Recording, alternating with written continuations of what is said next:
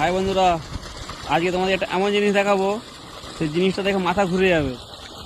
কি জিনিস দেখো,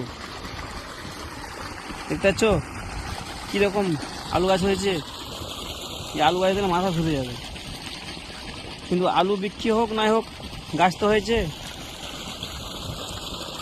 দেখো সামনে শাল জঙ্গল আছে, এখানে কিন্তু হাতি আসলে কিন্তু আলু কেটে খেয়ে নেবে। আর এই যে আলু পাড়াতে আসছি আমি।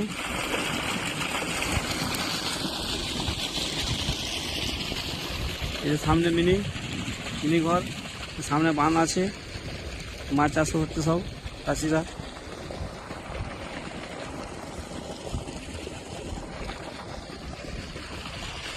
আর এইটা আমার জমি, আমার গাছটা খুব একটা ভালো হয়নি, কারণটা কি বলবে সবাই?